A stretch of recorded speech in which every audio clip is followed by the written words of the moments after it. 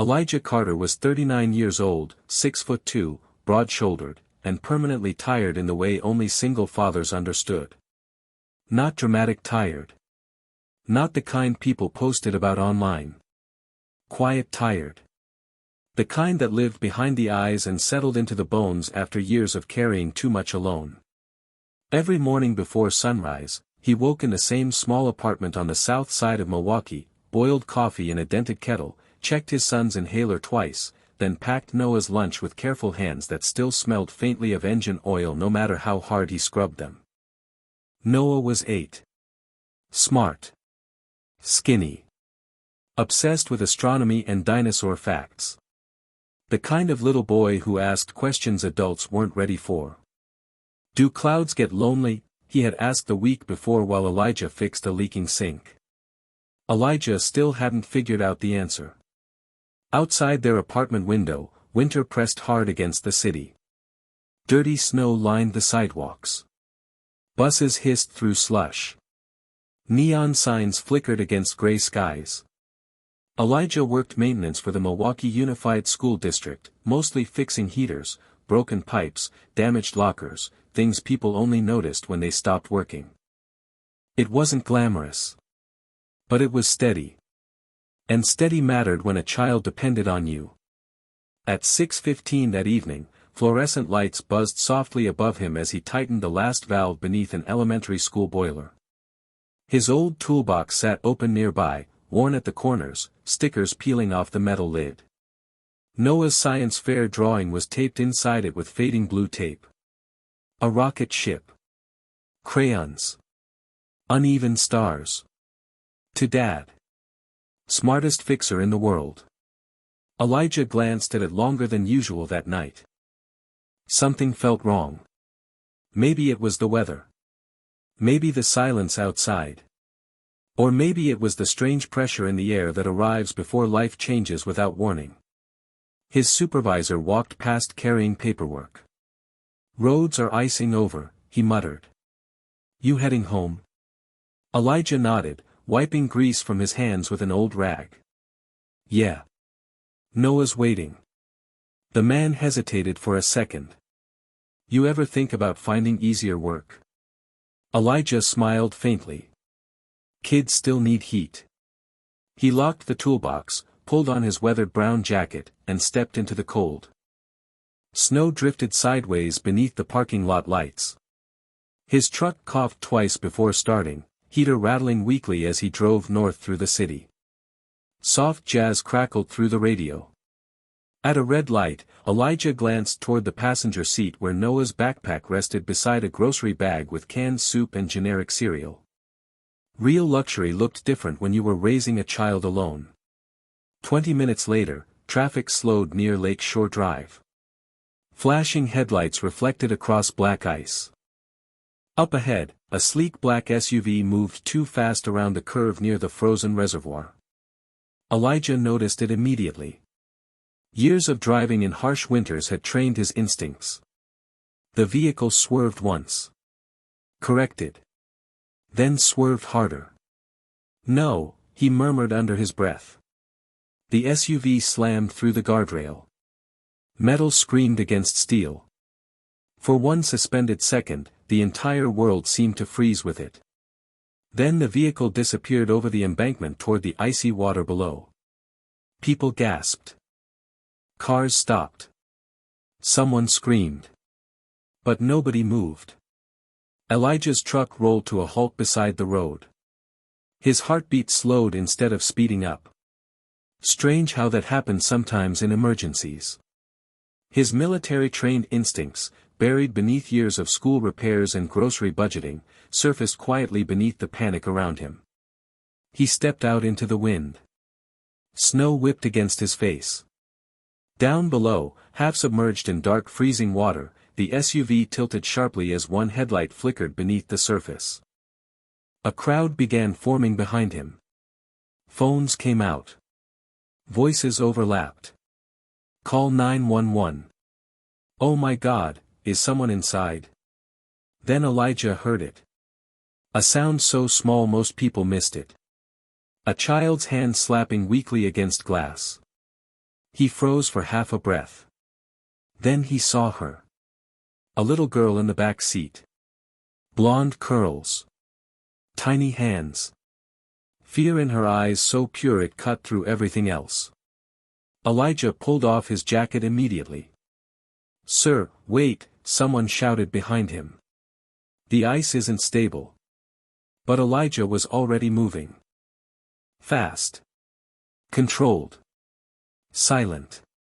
He slid down the embankment toward the freezing water while snow fell harder around him. The crowd watched in stunned silence as the black man nobody knew stepped into the icy lake without hesitation. Before we go deeper into what he discovered that night, tell us where you're watching from and do not forget to subscribe, because what happened next changed the way everyone looked at him. The water reached Elijah's waist instantly, cold enough to steal breath from his lungs. The SUV groaned softly as it sank lower. Then he noticed something. The child wasn't crying anymore. She was staring directly at him through the cracked window, clutching a small white teddy bear against her chest like she already knew he was coming. And somehow, she looked less afraid. The cold hit Elijah like broken glass. Sharp. Immediate. Merciless. His boots slipped beneath the freezing water as he forced himself toward the sinking SUV, each breath turning ragged in the night air. Behind him, voices echoed from the roadside above, distorted by wind and panic. Somebody shouted for him to come back. Another person yelled that emergency crews were on the way. But Elijah did not look back. The little girl inside the vehicle still had both hands pressed against the window. Small palms. Trembling fingers. And those frightened blue eyes locked onto him with the kind of desperate trust children gave only when they had no other choice left. The SUV shifted lower into the reservoir with a deep metallic groan. Water surged around the doors. Elijah reached the vehicle and grabbed the rear passenger handle first. Locked. He pulled harder anyway. Nothing. Ice floated against his arms as snow gathered on his shoulders. Inside, the child coughed weakly, fogging the cracked glass beside her face. "It is okay," Elijah called out through the storm, his voice calm despite the cold stealing feeling from his hands. "I got you." Strange thing was, she seemed to believe him instantly. The little girl stopped hitting the window. Stopped panicking. She just stared at him while clutching that white teddy bear tighter against her coat. Elijah scanned the vehicle quickly. Front airbags deployed. Driver unconscious. Water already flooding the dashboard. Something felt wrong. Then he noticed it. The rear window had fractured along one corner from the impact. Tiny spiderweb cracks spread beneath the ice forming over the glass. Elijah ripped off one glove with his teeth and struck the weak spot using the heavy flashlight clipped to his belt. Once. Twice. 3 times. The glass finally gave way with a dull crack beneath the water. Freezing water rushed inside harder. The girl gasped silently. Elijah shoved his arm through the opening carefully. "Come here, sweetheart." Her tiny hand reached for him immediately.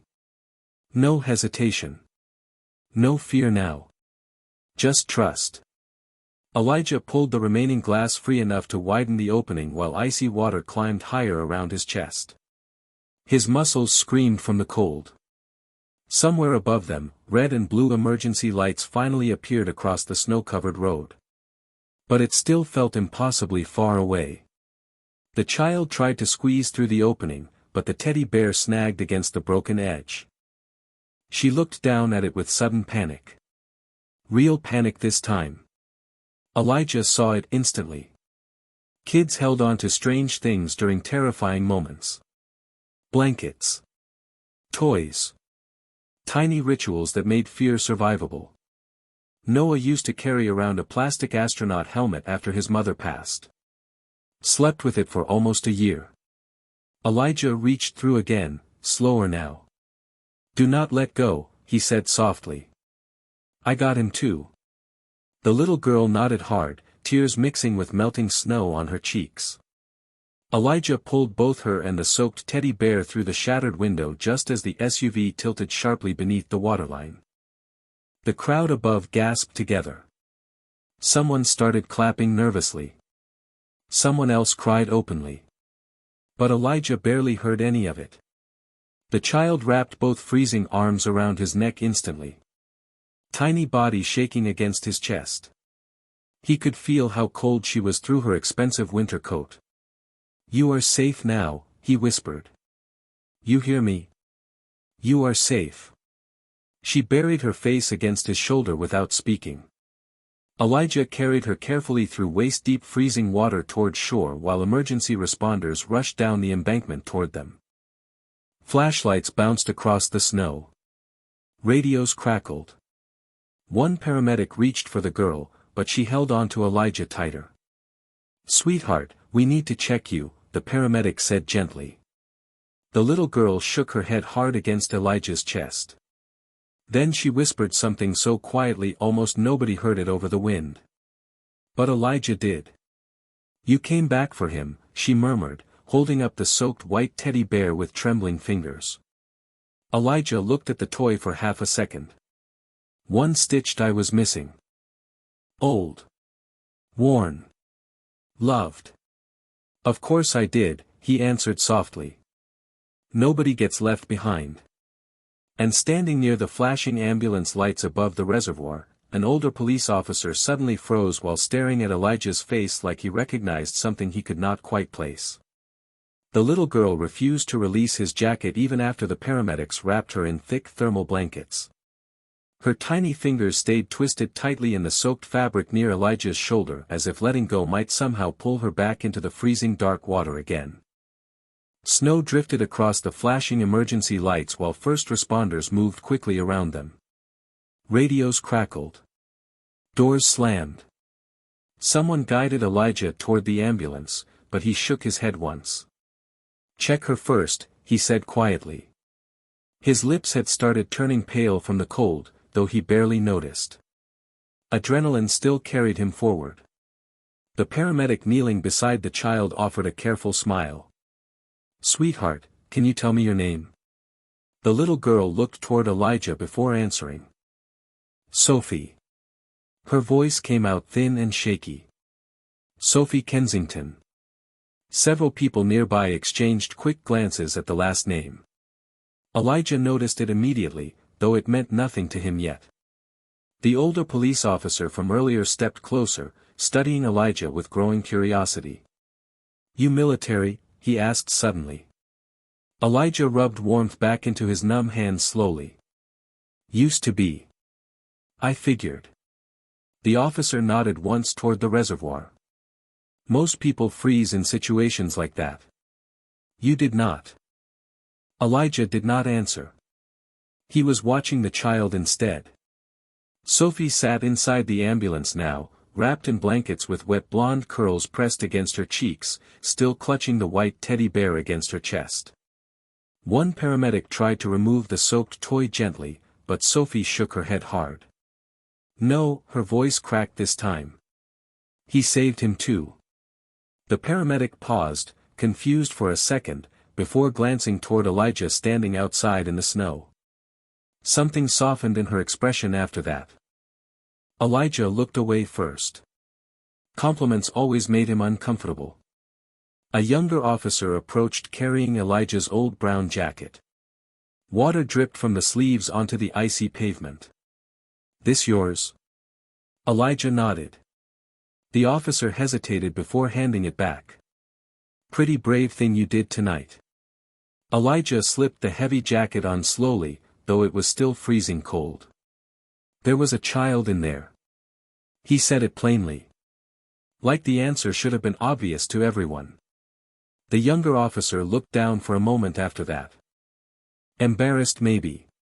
Because he knew what Elijah knew. Most people had stayed safely behind the guardrail filming while one exhausted black father stepped into deadly water without thinking twice. The wind picked up harder across the reservoir. Elijah finally reached into his pocket for his phone and frowned. Dead battery. Of course. Noah was home with Mrs. Delaney from apartment 3B waiting for him. It was already past 8:30. Worry settled quietly behind Elijah's ribs. Not panic.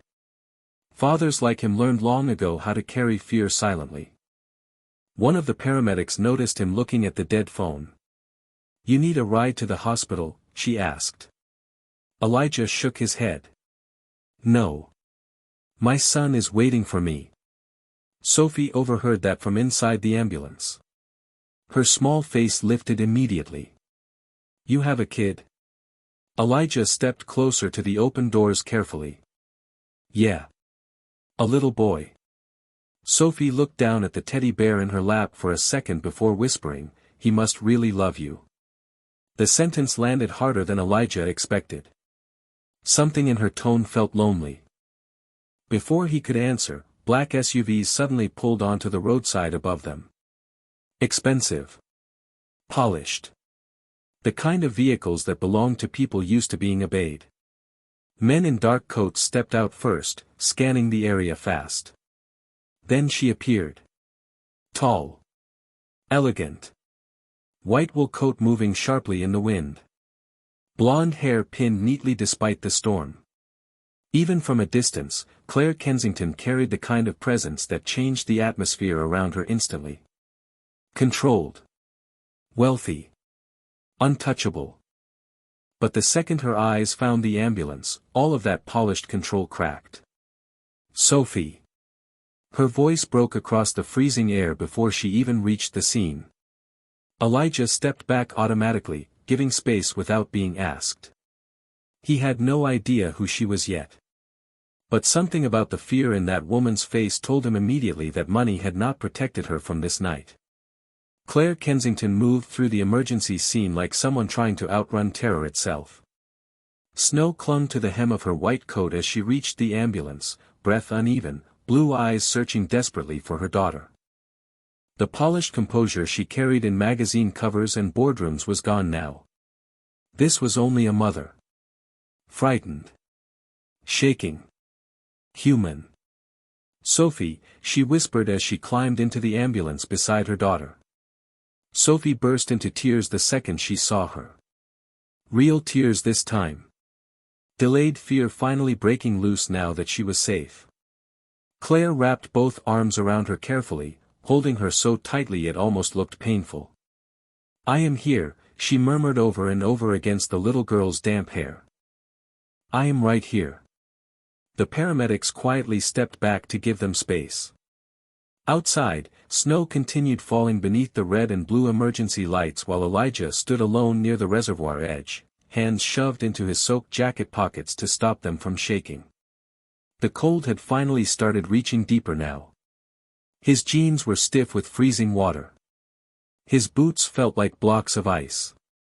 But his mind stayed fixed somewhere else entirely. Noah was still waiting at home. Elijah checked the dead phone again out of habit even though he already knew it would not turn on. An officer approached holding a thermal blanket. "Sir, you need medical attention too." Elijah accepted the blanket politely. "I am all right." The officer looked unconvinced. "You were submerged in freezing water for several minutes." Elijah gave a faint nod toward the ambulance. "The little girl is okay. That is what matters." The officer stared at him for a second after that. People were not used to hearing answers like that anymore. Inside the ambulance, Claire slowly pulled back to check Sophie for injuries again, brushing trembling fingers along her daughter's cheeks. Then she noticed something strange. Sophie was still clutching the soaked white teddy bear in one arm. And with the other hand, she was gripping a piece of dark brown fabric tightly against her chest. A jacket sleeve. Claire frowned softly. "Honey, whose coat is this?" Sophie looked toward the open ambulance doors immediately. Toward Elijah standing alone in the snow beneath the flashing lights. "His." Claire followed her daughter's gaze for the first time. Really looked at him now. Tall black man. Soaked clothes. Worn boots. Old brown jacket dripping onto the frozen pavement. Quiet posture. No cameras. No demands. No performance. He looked more concerned about getting home than being called a hero. "He saved me," Sophie whispered. Claire's expression shifted almost imperceptibly. Shock first. Then disbelief. Then something quieter. Something heavier. Before she could stand, two men in dark coats stepped beside the ambulance. "Corporate security. Miss Kensington," one of them said carefully. "The press already knows about the accident. We should leave immediately." Claire did not answer right away. Her eyes remained fixed on Elijah outside. Sophie tugged gently at her sleeve. "Mom." Claire looked down. "What is it, sweetheart?" Sophie lowered her voice. "He went back for Teddy." Claire blinked once. "What?" "He already got me out." Sophie's small fingers tightened around the stuffed bear. "But then he went back because I dropped Teddy." Silence settled inside the ambulance after that. Even the paramedic nearby stopped moving for half a second. Claire slowly looked back toward Elijah again. The wind pushed snow across his shoulders while he stood quietly beside the reservoir like he did not belong anywhere near people like her. Something inside Claire shifted then. Small. Almost invisible. But real. She stepped down from the ambulance at last, ready to walk toward him. Ready to thank the stranger who had carried her daughter out of freezing water. But at that exact moment, Elijah glanced toward the road, saw the time on a police dashboard clock, and his face changed instantly. Not fear. Not panic. Concern. Father concern. Deep and immediate. He handed the thermal blanket back to the officer politely, adjusted the soaked jacket Sophie had been holding moments earlier, and without waiting for recognition, praise, or even his own name to be asked, Elijah Carter quietly started walking toward his old truck parked beneath the falling snow. The drive home felt longer than usual. Snow tapped softly against Elijah's windshield while the old truck heater rattled weak warmth through the cabin. His soaked jeans clung uncomfortably to his legs, and every turn of the steering wheel sent sharp cold deeper into his stiff fingers. But none of that bothered him as much as the clock glowing on the dashboard. 9:17 p.m. Too late. Noah hated when Elijah was late without calling. Not because the boy complained. Noah almost never complained. That was what made it worse. Elijah finally pulled into the narrow street outside their apartment building, headlights sweeping across piles of dirty snow and rusted railings. The neighborhood looked the same as always. Quiet. Tired. Laundry light glowing behind second-floor curtains. Somebody smoking near the corner laundromat. A stray shopping cart frozen against the curb. No luxury SUVs here. No security teams. Just ordinary people trying to survive winter one paycheck at a time. Elijah climbed out of the truck slowly, grabbing his old toolbox from the passenger seat before heading upstairs. Water dripped from the hem of his jacket onto the cracked apartment steps. Halfway up, the front door opened before he could reach for the handle. Mrs. Delaney stood there in fuzzy slippers and a purple robe, arms crossed tightly. "Lord have mercy, Elijah." Her eyes widened immediately. "You are freezing." Elijah gave a tired smile. "Sorry I am late. Your son has been pacing circles into my carpet for the last hour." She stepped aside quickly. "Get in here before you catch pneumonia." Warmth hit him the second he entered the apartment. Not rich warmth. Small apartment warmth. Soup simmering somewhere nearby. Old radiator humming. The faint smell of laundry detergent and crayons. Noah appeared instantly from the living room wearing dinosaur pajama pants and thick socks, inhaler tubing hanging loosely around his neck. The boy stopped dead the second he saw his father soaked through. "Dad?" Elijah barely had time to set the toolbox down before Noah wrapped both arms around his waist. Tight. Relief first. Question second. Elijah rested one cold hand gently on the back of his son's head. Hey, buddy. Noah pulled back fast, eyes wide. What happened to your clothes? Elijah glanced toward Mrs. Delaney briefly. She was already pretending not to listen while stirring soup at the stove. Somebody needed help, Elijah answered quietly. Noah studied him carefully. Children noticed things adults missed. The trembling fingers. The exhaustion behind the eyes. The deep cold still sitting in his father's skin. Did you help them? Noah asked. Elijah nodded once. Yeah. Noah seemed satisfied with that answer immediately. I knew it. Elijah blinked faintly. Knew what? Noah shrugged like it was obvious. You always stop when people need help. The sentence settled softly into the room. Mrs. Delaney looked down at the soup pot after hearing it. Elijah looked away first. Praise still made him uncomfortable, especially from his own child. He peeled off the soaked jacket carefully and hung it near the radiator. Water pooled beneath the sleeves onto the worn hardwood floor. Noah noticed the missing glove instantly. You lost one. Elijah glanced at his empty hand. He had not even realized it until now. Somewhere back near the reservoir probably. Guess I did. Noah stepped closer to the old brown jacket hanging beside the heater. His small fingers touched one torn sleeve carefully. It smells like lake water. Elijah laughed softly under his breath for the first time all night. That would make sense. Mrs. Delaney handed Elijah a steaming bowl of soup without a word. He accepted it gratefully and sat down beside Noah at the tiny kitchen table while snow continued falling outside their apartment windows. The television murmured softly from the living room. Local news. Traffic reports. Weather warnings. Then suddenly the anchor's voice shifted. Breaking tonight, the reporter announced. A young girl survived a deadly crash near Lake Shore Reservoir after being rescued from icy water by an unidentified man witnesses are calling a hero. Elijah froze for half a second as blurry cell phone footage appeared across the television screen. Snow. Flashing lights. A dark figure carrying a child through freezing water.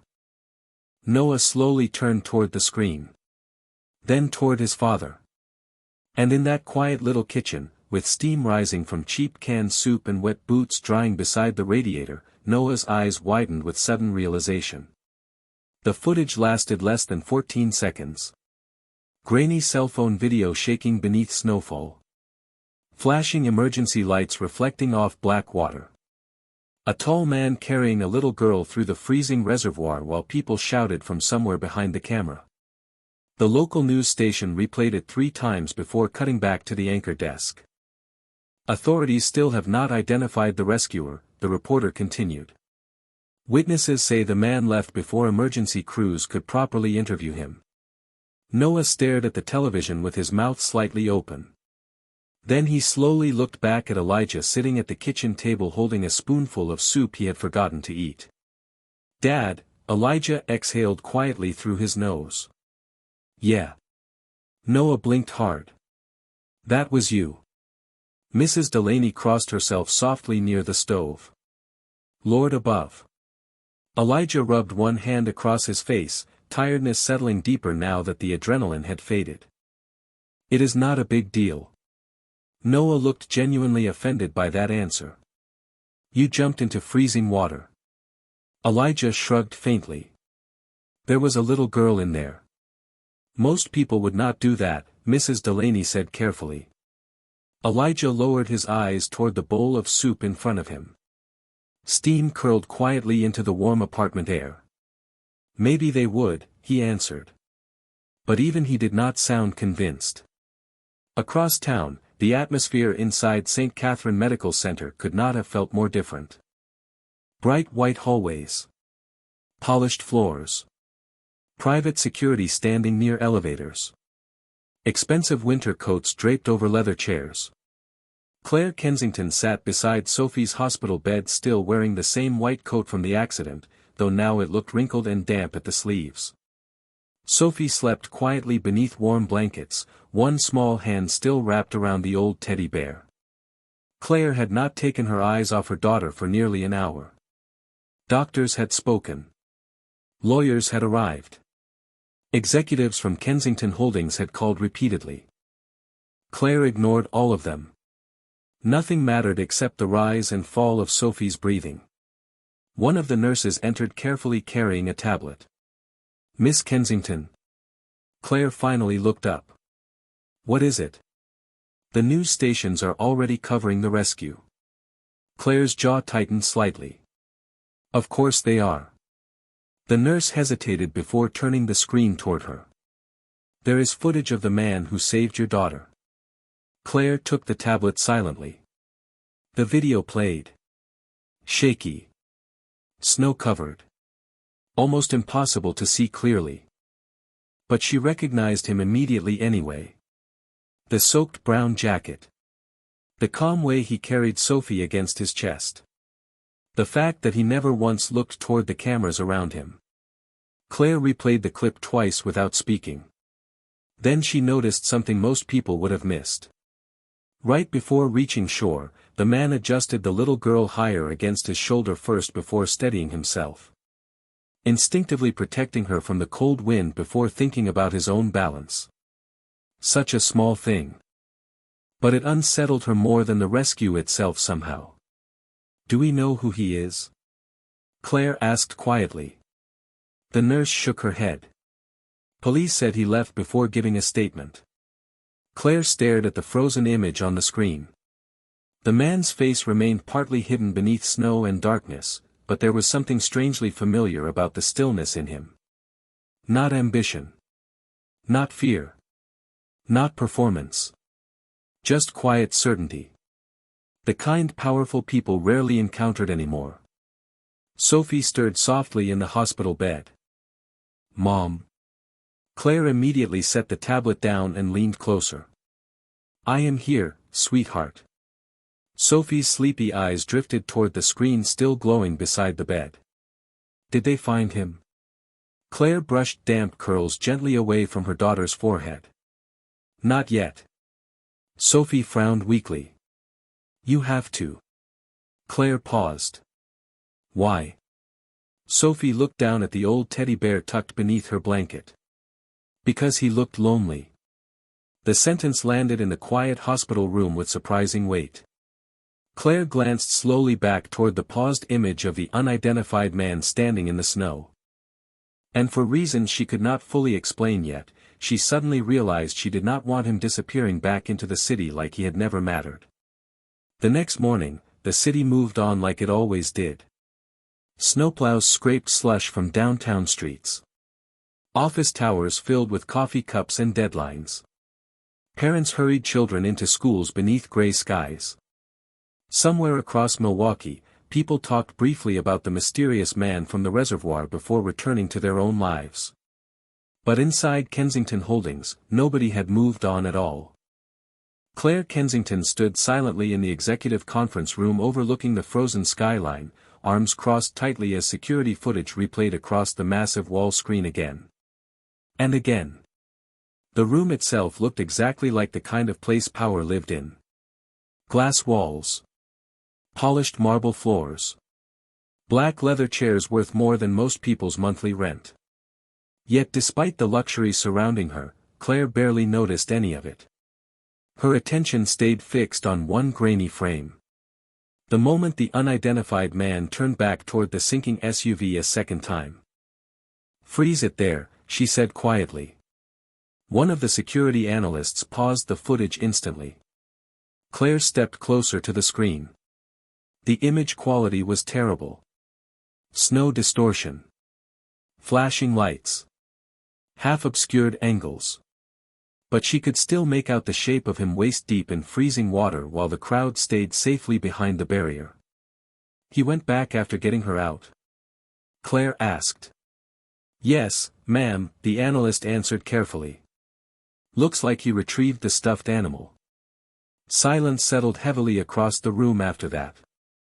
One of the executives near the back gave a small disbelieving shake of his head. For a toy? Claire did not answer immediately. Her eyes remained fixed on the paused image. No, she said softly after a moment. For her. The room went quiet again. Because suddenly everyone understood the difference. Claire folded her arms tighter against herself. She had spent most of her adult life around men who calculated everything. Investors. Attorneys. Executives. Politicians. Men who measured risk before compassion. Optics before humanity. But this stranger had stepped into freezing water twice for a child he did not know. Not for cameras. Not for money. Not because anybody important was watching. He simply could not leave her frightened. Something about that unsettled Claire more deeply than she wanted to admit. Can we identify him yet? She asked. The lead analyst cleared his throat nervously. Not officially. Facial recognition is difficult because of the weather conditions. He hesitated briefly before continuing. But traffic cameras picked up his truck leaving the scene. Claire turned sharply. And? The analyst typed quickly, bringing up another blurry image. An old dark blue Ford pickup driving through snow-covered streets. Rust near the wheel well. One headlight slightly dimmer than the other. Ordinary. Forgettable. We traced partial registration records, the analyst continued. Vehicle likely registered in the South Side district. One executive frowned. A maintenance worker maybe? Claire's eyes narrowed slightly at the phrasing. Maybe because she remembered how soaked the man's jacket looked. How carefully he held Sophie. How quickly he disappeared once she was safe. Find him, Claire said simply. Today. The room shifted immediately into motion after that. Phones lifted. Emails sent. Assistants moving quickly between glass offices. But Claire remained standing near the frozen frame on the screen long after everyone else returned to work. She kept staring at one small detail nobody else seemed interested in. The way the man positioned his body between Sophie and the wind while carrying her from the water. Protective. Instinctive. Familiar somehow. Her assistant entered quietly a few minutes later carrying coffee. You should get some rest. Claire accepted the cup without drinking it. How is Sophie? Asleep again. Doctors say she is stable. Claire nodded faintly. Then her assistant hesitated before adding, she keeps asking about him. Claire looked up. What exactly does she say? Only that she wants the man with the brown jacket to know Teddy is okay. Something tightened unexpectedly in Claire's chest after hearing that. She looked back toward the frozen image on the screen once more. The unidentified man stood alone beneath falling snow while emergency lights blurred around him. No smile. No victory. Just exhaustion. Then suddenly Claire noticed something she had missed before. Hanging from the back pocket of his soaked jeans was a child's keychain. Small plastic astronaut helmet. Worn from years of use. Claire stared at it for a long moment. And for reasons she could not explain yet, that tiny detail affected her more than the rescue footage itself. By Friday morning, the city had turned the unidentified rescuer into a story people argued about over coffee and morning radio shows. Some called him a hero. Others claimed no sane person would jump into freezing water for a stranger. Online headlines blurred his humanity into phrases like mystery rescuer and unknown good Samaritan. But Elijah Carter knew none of that while tightening loose bolts beneath a cracked cafeteria sink at Roosevelt Elementary. The fluorescent lights above him buzzed softly while children's voices echoed through the hallway outside. Ordinary sounds. Safe sounds. The kind he preferred. His old toolbox sat open beside him, socket wrenches neatly lined in careful rows. Noah's astronaut keychain swung lightly from the handle whenever somebody walked past too quickly. Elijah worked steadily despite the lingering ache in his shoulders from the reservoir. He had barely slept. Every muscle still carried traces of icy water. But bills did not pause for exhaustion. And school pipes certainly did not care about hero stories on television. "Mr. Carter." Elijah glanced up. Mrs. Alvarez, the school secretary, stood nervously near the cafeteria doorway holding her tablet. "You are on the news again." Elijah sighed quietly under his breath. "I told Noah not to tell anybody." "He did not." She smiled faintly. "Some parent recognized your truck." Elijah lowered his wrench carefully. "Of course they did.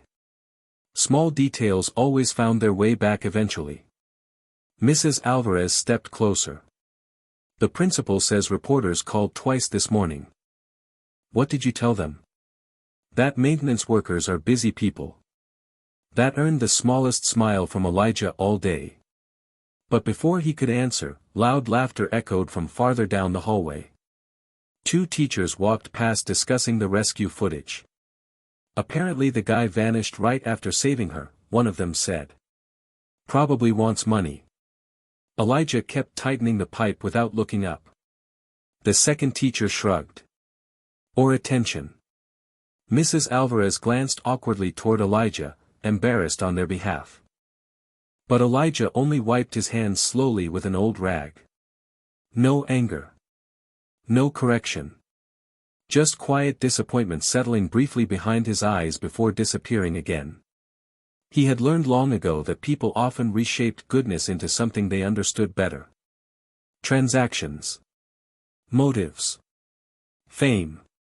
It was easier than believing kindness could still exist without conditions.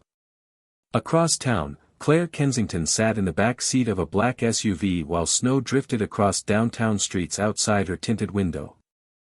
A tablet rested in her lap displaying side-by-side images. Reservoir footage. Traffic camera stills. Registration reports. The investigation had narrowed considerably overnight.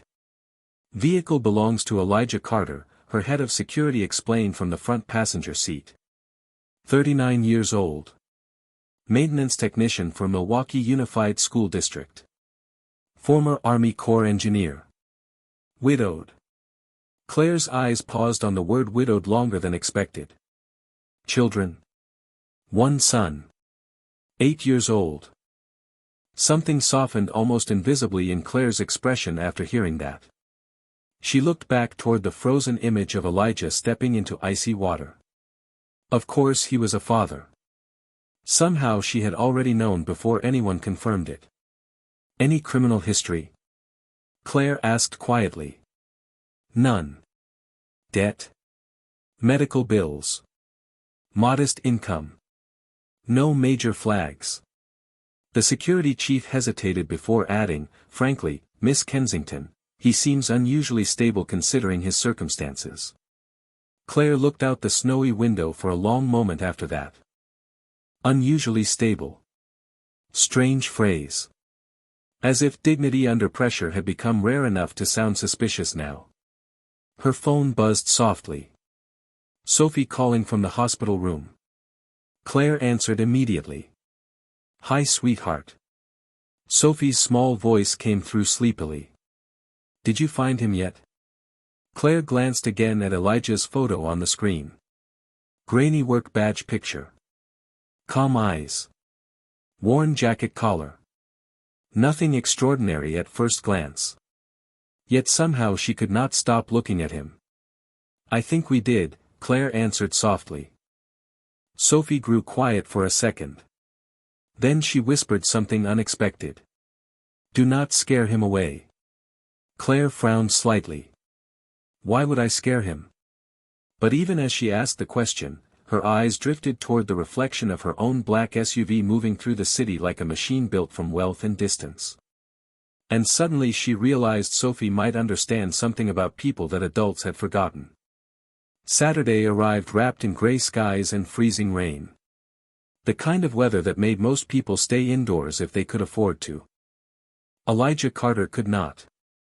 By 7:30 that morning, He was already inside the boiler room beneath Roosevelt Elementary replacing a damaged pressure valve while old pipes rattled overhead like tired bones. His work jacket hung loosely over a faded thermal shirt, sleeves rolled just enough to reveal healing cuts along his hands from shattered reservoir glass. He had not spoken much since the rescue. Not because he wanted attention avoided. Because he genuinely did not know what people expected him to say. Noah, meanwhile, had told absolutely everyone. "My dad saved a girl from a frozen lake," he announced proudly to Mrs. Delaney, 2 teachers, the cashier at the grocery store, and 1 confused mailman by Friday afternoon. Elijah had stopped trying to correct him. Children deserved heroes sometimes. Even ordinary ones. Upstairs, school hallways echoed softly with weekend maintenance crews and the distant hum of floor polishers. Elijah tightened another bolt beneath the heater system when footsteps suddenly approached from behind. Fast. Nervous. "Mr. Carter." He slid out from beneath the boiler slowly, wiping grease from his hands with an oil rag. Principal Donna Green stood in the doorway looking unusually tense. "You have visitors." Elijah frowned slightly. "Visitors?" Before she could answer, movement appeared farther down the hallway through the open boiler room door. Black coats. Security detail. Expensive shoes against old linoleum floors. And in the center of them stood Claire Kensington.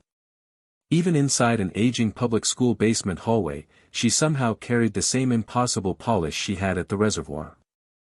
Elegant camel coat. Hair pinned neatly despite the weather outside. Calm posture that looked practiced beneath pressure. But today Elijah noticed something else too.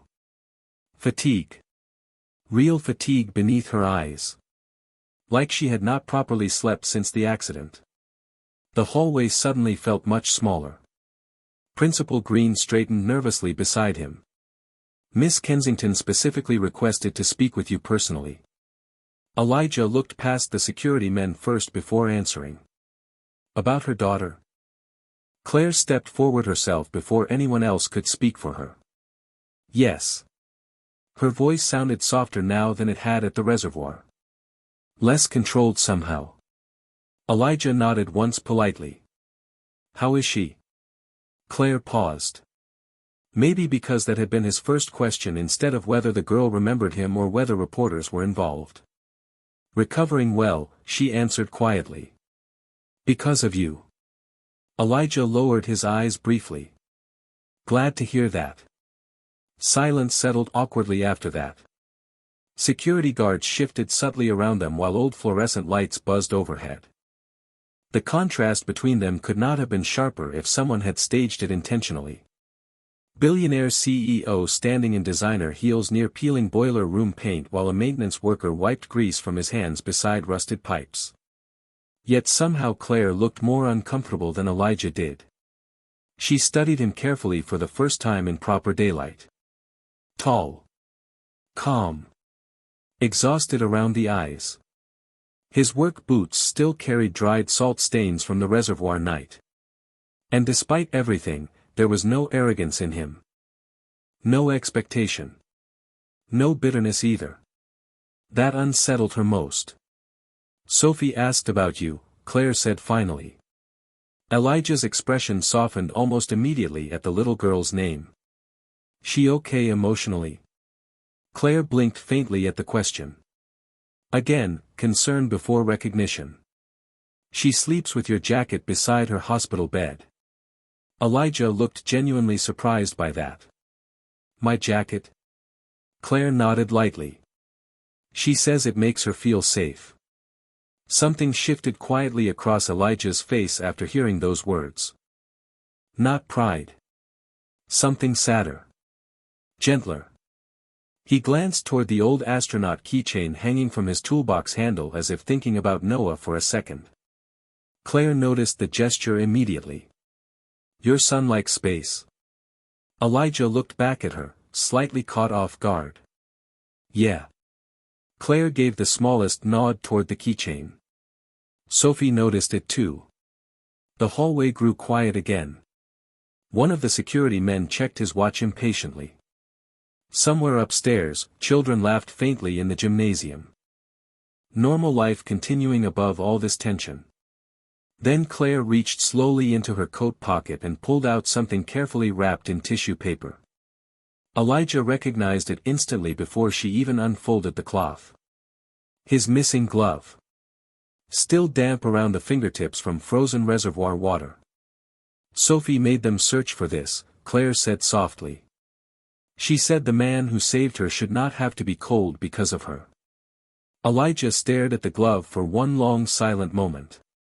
And for reasons Claire could not fully understand yet, the quiet look in his eyes right then affected her more deeply than the rescue story itself.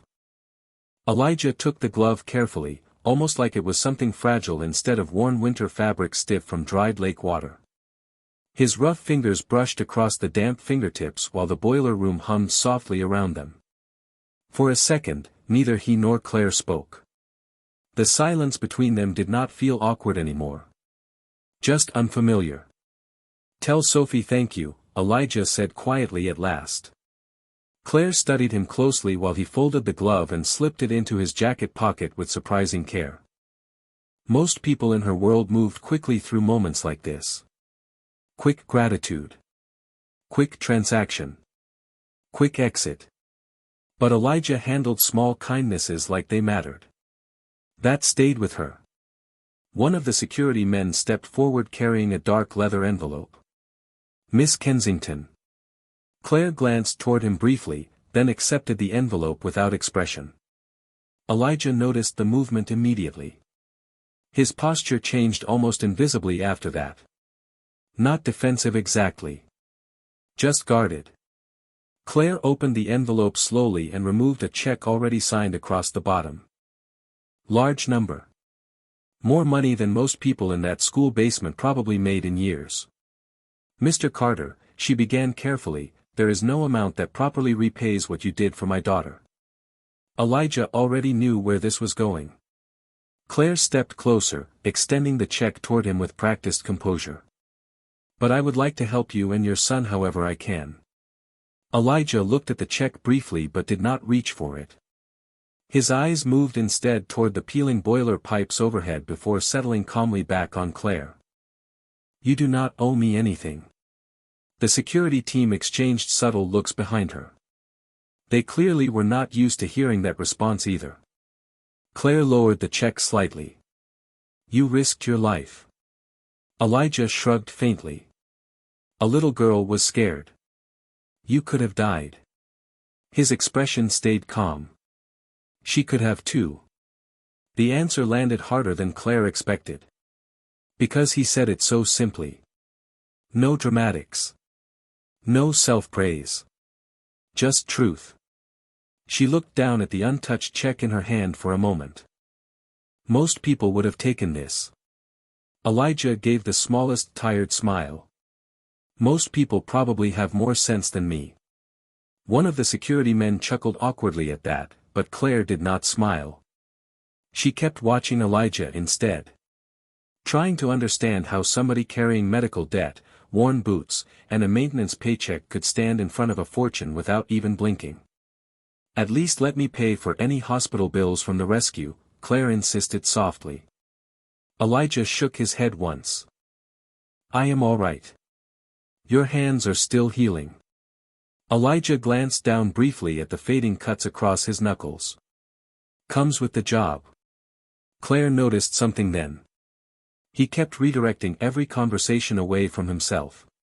Toward Sophie. Toward work. Toward ordinary things. Almost like he genuinely believed his own suffering mattered less than everybody else's comfort. It unsettled her in ways she could not fully explain. "Why did you leave that night?" she asked quietly before she could stop herself. Elijah looked slightly surprised by the question. "What do you mean? You disappeared before anyone could thank you properly." He leaned lightly against the old workbench beside him. "My son was home waiting." Claire fell silent after that. Because suddenly she pictured him driving home soaked through freezing clothes while she sat inside a hospital surrounded by doctors, chauffeurs, private security, and warmth. The contrast hit her harder now standing inside this aging boiler room than it ever had inside her skyscraper office. Somewhere down the hallway, children laughed loudly near the gymnasium. Elijah's eyes drifted instinctively toward the sound for half a second. Claire noticed that too. Constant awareness. Constant listening. The kind fathers developed after years of putting somebody else first. Then footsteps came racing down the corridor toward them. Fast. Excited. Noah appeared around the corner carrying a half-finished science project made from cardboard and aluminum foil.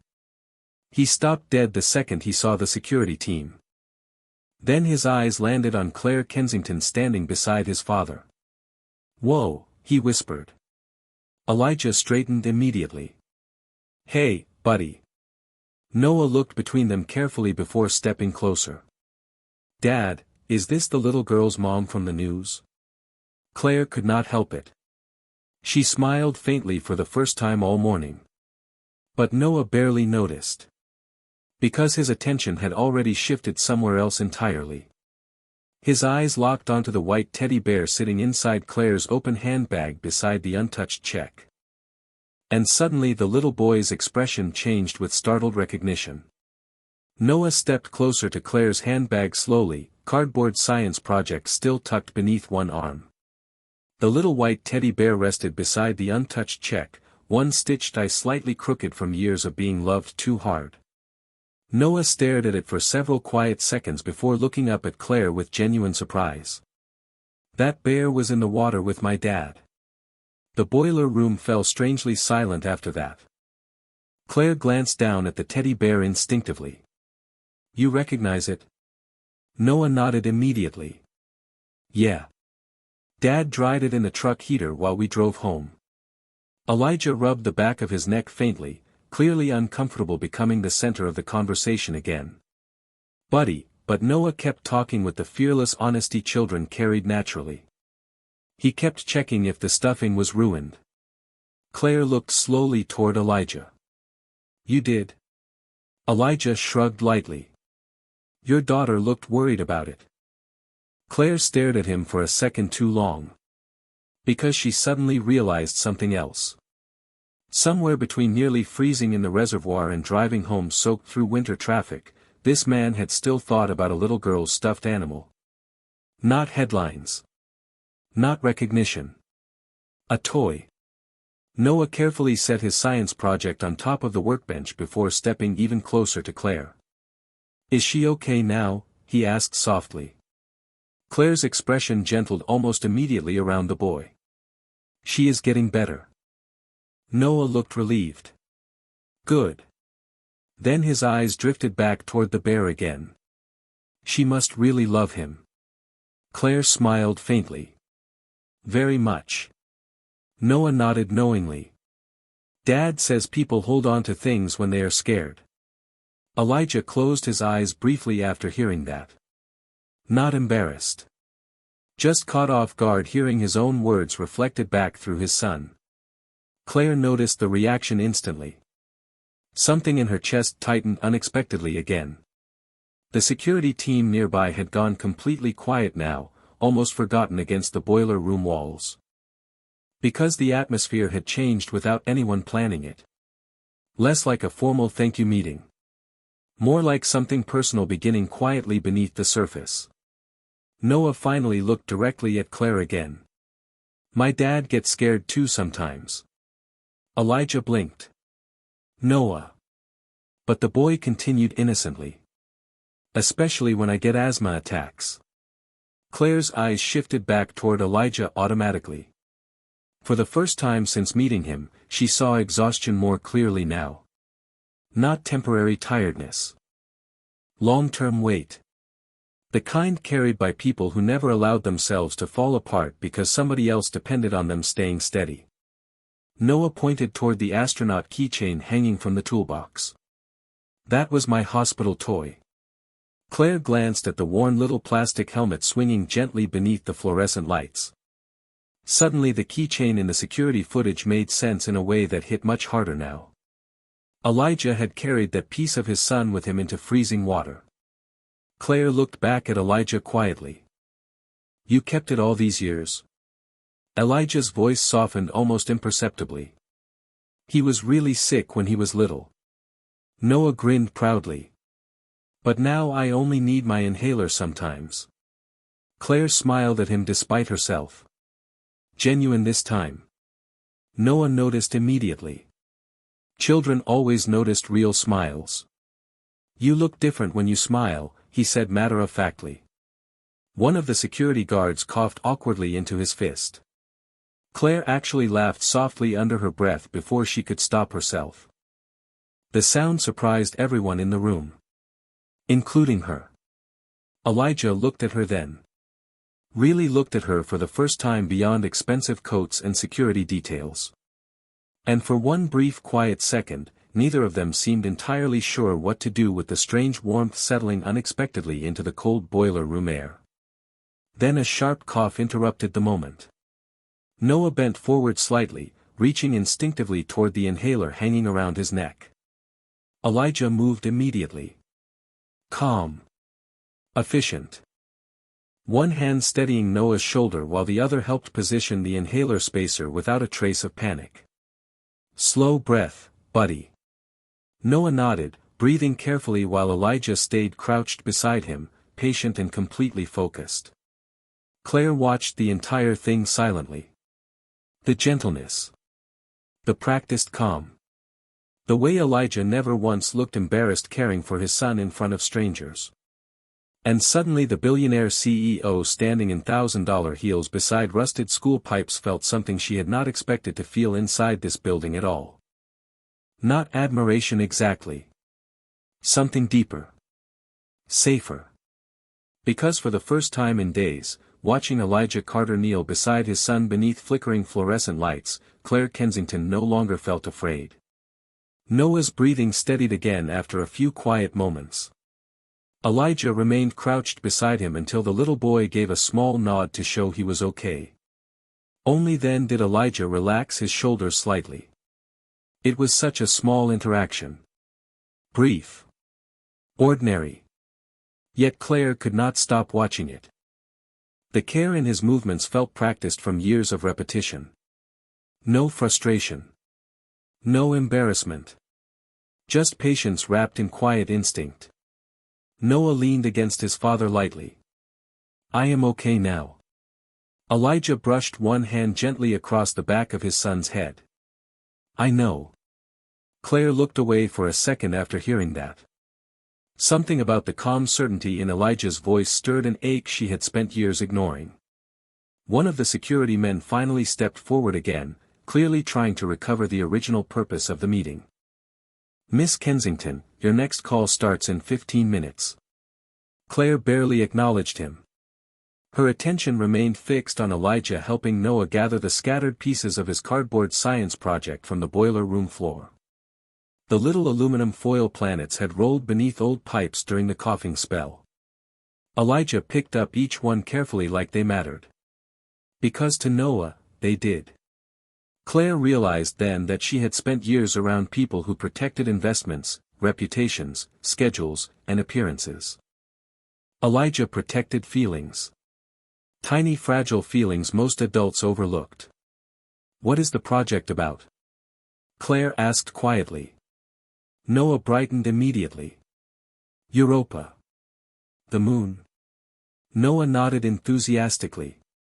Dad says there might be oceans under the ice. Claire glanced toward Elijah with mild surprise.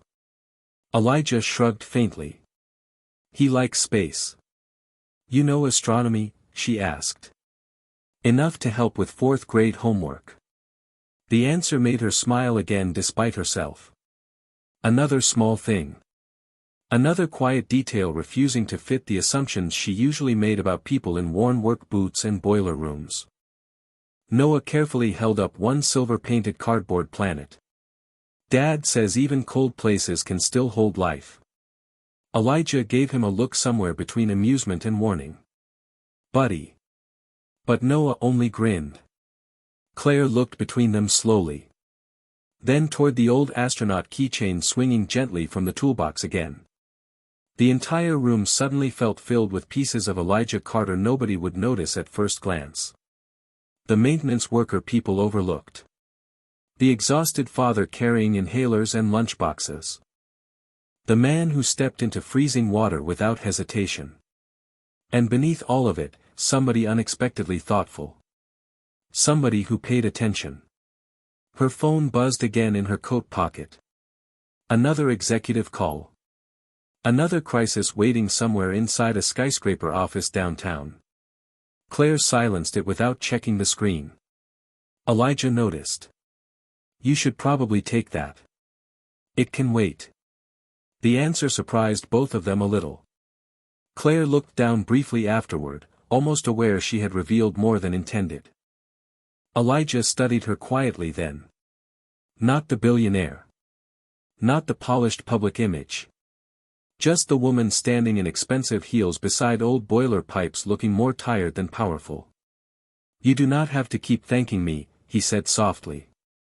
Claire met his eyes again. Maybe I am not thanking you anymore.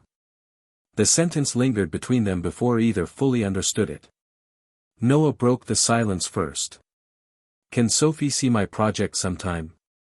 Claire blinked. What? Noah shrugged innocently. She was scared in the water. Maybe space facts would help.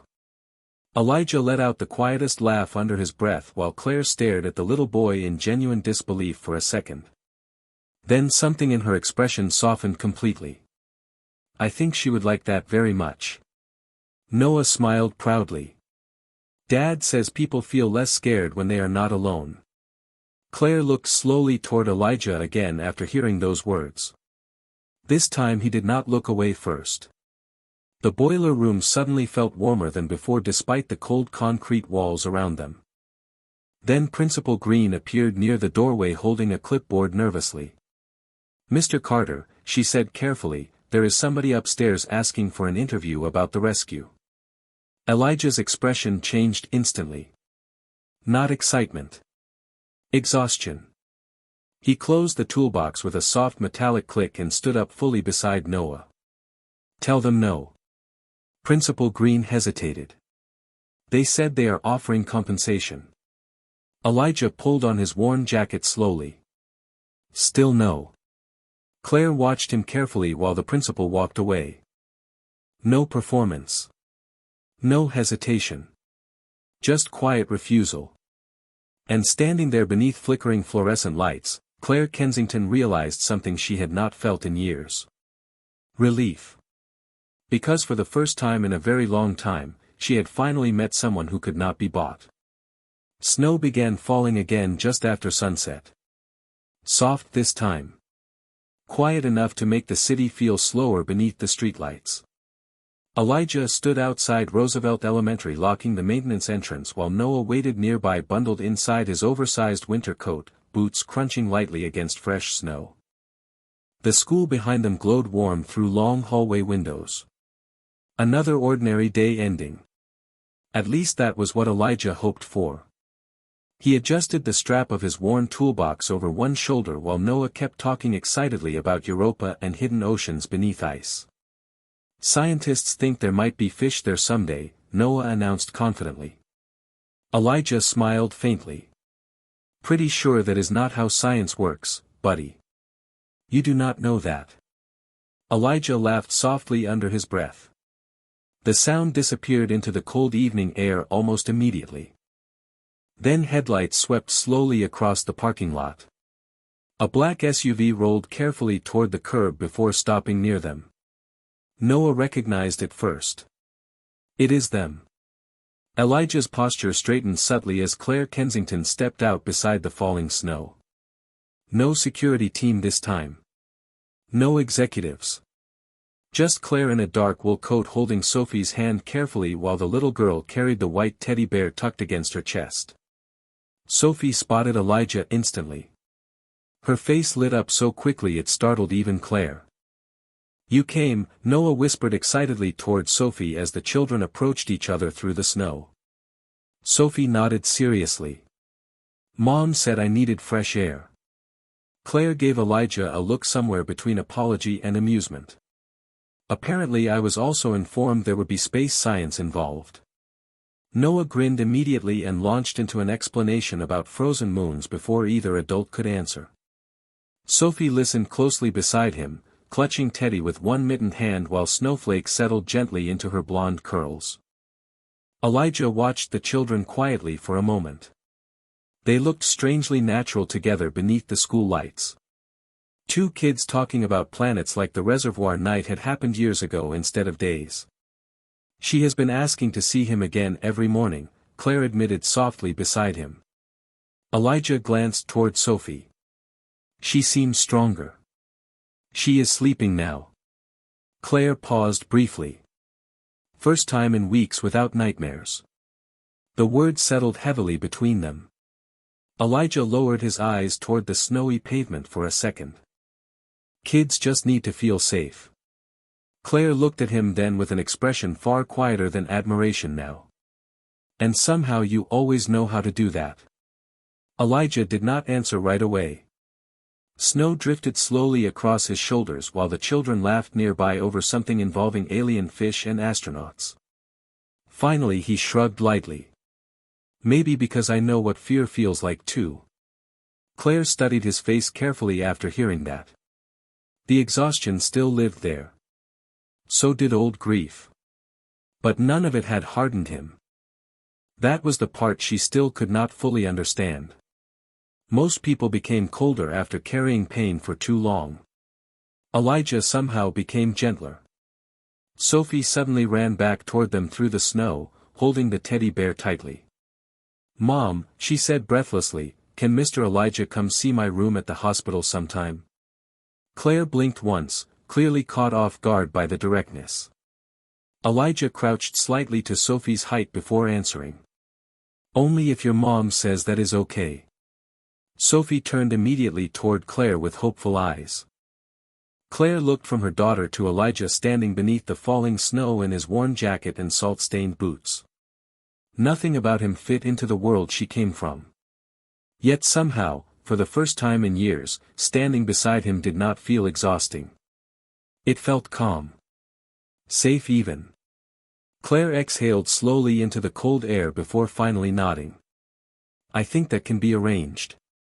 Sophie smiled so brightly it almost hurt to look at.